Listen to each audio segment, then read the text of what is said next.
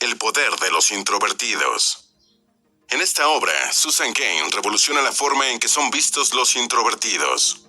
En un mundo donde la sociedad recompensa a la personalidad más extrovertida y dinámica, incluso en espacios inadecuados, los introvertidos poseen un poder que no está a simple vista. ¿Te sientes identificado? Mira lo que la autora tiene para decir. El ideal extrovertido.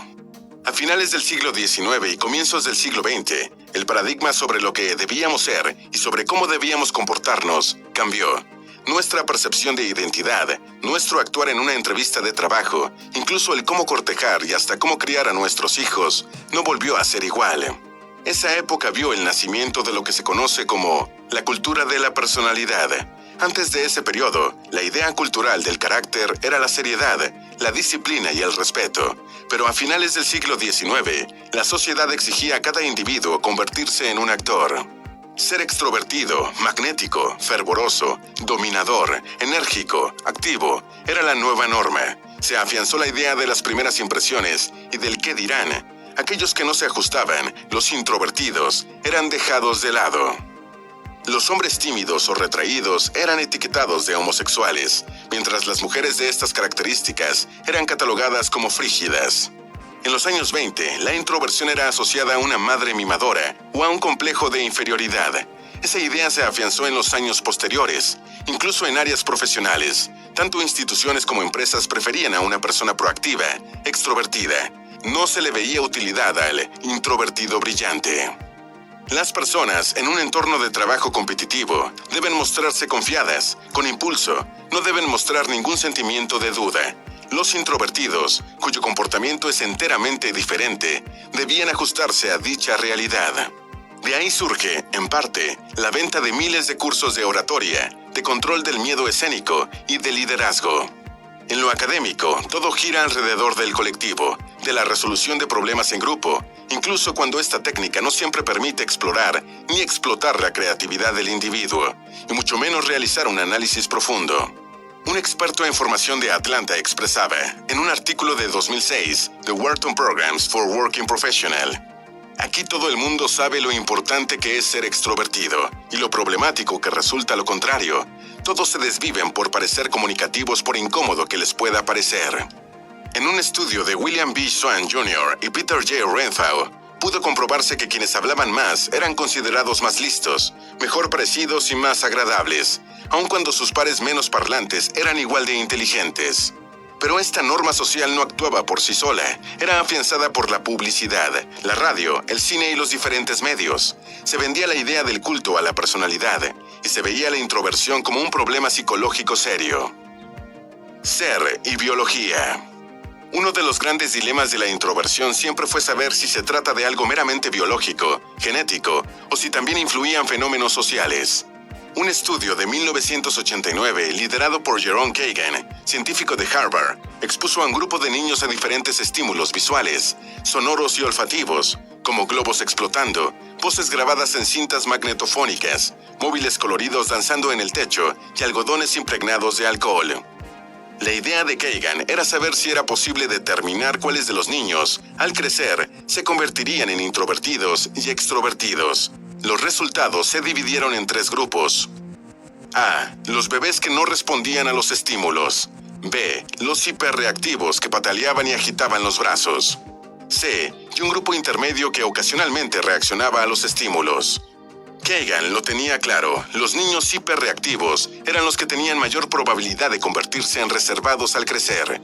La explicación de esto era que tenían una amígdala, también conocida como el cerebro emocional, más reactiva. Los hiperreactivos, en el futuro introvertidos, son más sensibles a su entorno, interiorizan de una forma más profunda la información que reciben del mundo. También toman más tiempo para tomar una decisión, pues la analizan desde distintos ángulos. La hiperreacción es asociada con la sensibilidad emocional, cuerpos y rostros delgados, y una propensión a enfermarse de pequeños. Pero la introversión es una consecuencia únicamente de lo genético. El mismo estudio aclara que estos patrones se quedarán para siempre con la persona, pero que los atributos congénitos de la personalidad son solo el 40 o 50% de ella. Los comportamientos tienen más de una causa. Las actitudes como el recelo, la timidez o la impulsividad pueden tener múltiples desencadenantes, La influencia de los padres, las experiencias, el entorno social y el libre albedrío lógicamente influyen. Más allá de lo genéticamente predeterminado y de lo vivido en la infancia, los introvertidos son capaces de dar forma, en la madurez, a su propio ser. La resistencia pacífica. La introversión no es sinónimo de timidez. La timidez es el miedo a hablar o a hacer algo para no ser juzgado por la sociedad, mientras que la introversión es parte de una personalidad que prefiere estar en quietud, en soledad y en espacios donde sea posible reflexionar. A una persona tímida no le molesta estar en grandes grupos. Una persona introvertida suele sentir cómo su energía se drena en actividades sociales, aunque no en todas. Lo que ocurre, y una de las razones por las cuales se confunden estos términos, es que muchos introvertidos toman una postura de reservados y callados, como los tímidos. Lo anterior no impide que los introvertidos puedan ser buenos líderes. De hecho, personajes de la historia como Mahatma Gandhi, Martin Luther King y Rosa Parks practicaban una forma de introversión y resistencia pacífica. El historiador Douglas Brinkley los describe como el género de mártires de voz suave al que Dios nunca abandonaría. Los introvertidos y su resistencia pacífica tienen el talento para conectar a las personas que buscan arreglar el mundo. ¿Todas las culturas tienen un ideal extrovertido? América y Europa son dos continentes con culturas totalmente diferentes, pero que concuerdan en una: la extroversión es determinante en la sociedad. Pero, ¿es esto así en todas las culturas? Una de las culturas que no parece prestarle atención al ideal extrovertido es la asiática. Los padres asiáticos impulsan a sus hijos a buscar la excelencia académica y artística. Los motivan a curtirse como individuos para brillar en su futuro, incluso cuando eso signifique dejar atrás actividades y eventos de socialización. Es muy propio de la cultura china, por ejemplo, cuidar de la educación propia, ser reflexivo y analítico. La cultura asiática es ajena a los peores excesos del ideal extrovertido.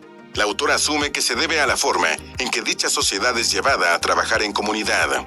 Por eso cada sujeto, extrovertido o no, buscan resaltar ante el resto por su individualidad, más que por sus capacidades grupales. Estos aspectos de la sociedad oriental, en contraste con la occidental, no son nuevos. Dar un vistazo a los refranes de ambas culturas lo deja en evidencia. Mucho aúlla el viento y la montaña calla. Los que saben no hablan y los que no saben, hablan. Y aunque no haga nada en especial por observar la disciplina del silencio, la vida solitaria me aparta, de forma automática, del pecado del habla. Son algunos proverbios orientales. El discurso es la civilización misma. La palabra, aún más la contradictoria, preserva el contacto. Es el silencio lo que aísla. Quien desee ser fuerte domine la palabra, porque en la lengua del hombre está su fuerza, y el habla es más poderosa que la lucha. Y niño que no llora, teta que no mama, son algunos occidentales. La diferencia es evidente. ¿Cómo amar y cómo trabajar? Brian Liddell, antiguo profesor de psicología de la Universidad de Harvard y ganador de la beca docente 3M, es un hombre bajito, simpático, con propensión a echarse a cantar, y descrito por sus estudiantes como una persona extrovertida, amigable y sumamente inteligente. ¿Creerías que esa misma persona es un introvertido? Liddell pasa la mayoría de su tiempo libre en solitario, escribiendo entre libros y música. Prefiere los encuentros de tú a tú en vez de las fiestas. Es caer en una dicotomía exagerada distinguir entre el sabio filósofo introvertido y el dirigente intrépido extrovertido. Son conocidos algunos de los límites fisiológicos respecto de quiénes somos y cómo actuamos, pero se debe manipular el comportamiento para encajar, o deberíamos guardar fidelidad a nuestro propio ser. El profesor Liddell tiene la respuesta clara. El cambio está justificado cuando su causa impulsa nuestro proyecto personal o nuestro fin en la vida. Por ejemplo, si tu verdadero deseo es estudiar comunicación social, aunque seas introvertido, puedes simular que eres extrovertido, porque la meta lo vale. Por supuesto, debes hacerlo hasta un punto que sea soportable. Nunca hay que excederse. Lo mismo sucede con las relaciones amorosas, en especial si la pareja está conformada por alguien introvertido y alguien extrovertido. Mientras uno querrá tener grandes fiestas y eventos, el otro buscará el refugio en la soledad. Para que algo así funcione, es necesario llegar a un acuerdo sobre rasgos libres, donde ambas partes ganen. El equilibrio y el respeto deben ser parte fundamental en la relación. Las parejas deben resolver sus diferencias a través del diálogo, ceder hasta un punto aceptable para complacer al otro. Un introvertido puede ser parte de una fiesta de su pareja extrovertida, sin necesidad de sentir presión por interactuar con el grupo. El extrovertido debe entender la personalidad más apacible de su contraparte. Por supuesto, las reuniones y fiestas son solo un ejemplo general. Hay miles de situaciones más donde estas disparidades pueden cobrar vida. El país de las maravillas. El amor es esencial y el ser sociable, opcional.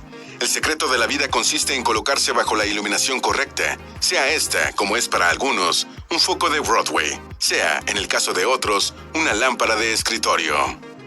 Emplea tus facultades naturales, persistencia, concentración, perspicacia y sensibilidad en una ocupación que te llene y deje huella. Resuelve problemas, crea arte, discurre con detenimiento. Renuncia al puesto de presentador de televisión y obtén un título de bibliotecaria. Pero si lo que amas es lo primero, crea un personaje extrovertido que te permita llegar al final de la jornada. Dedica tu tiempo a lo que te gusta, sáltate las reuniones o fiestas si es necesario. No te sientas culpable si declinas invitaciones. En caso de que tus hijos sean callados, ayúdalos a congraciarse con nuevas situaciones y personas nuevas, pero nunca los aprisiones. Deja que sean ellos mismos. Sé feliz con la originalidad de sus mentes. Lo mismo si eres docente, disfruta, comprende y cultiva tanto a los estudiantes extrovertidos como a los introvertidos. En caso de que dirijas una empresa, ten en cuenta que al menos la tercera parte o la mitad de los empleados son introvertidos. Medita sobre cómo organizar tu espacio. No obligues a esos empleados a ir a eventos que los extrovertidos disfrutan, como fiestas o retiros. La próxima vez que vea a alguien con el rostro sereno y la voz suave, recuerde que dentro de su cabeza puede estar resolviéndose una ecuación, componiéndose un soneto o diseñándose un sombrero, desatándose, por decirlo de otro modo, el poderío de los callados. Notas finales. La cultura americana y europea desde el siglo XIX está representada por la exaltación de la extroversión, de la persona enérgica, sociable y activa, poniendo a los tímidos y reservados en una posición desventajosa. En la educación, en el entorno laboral y hasta en el social, el introvertido es menospreciado. La introversión, determinada por la genética, la crianza, el entorno social y el libre albedrío, no va de problemas psicológicos o de rarezas. Se trata de una forma más sensible de asimilar el entorno, cuyo poder reside en la creatividad y las capacidades cognitivas magnificadas por la soledad y la calma. Consejo de 12 Min. Si te ha gustado este libro, seguro te encantará. Deja de ser tú, de Joe Dispenza. Puedes encontrarlo en nuestro catálogo.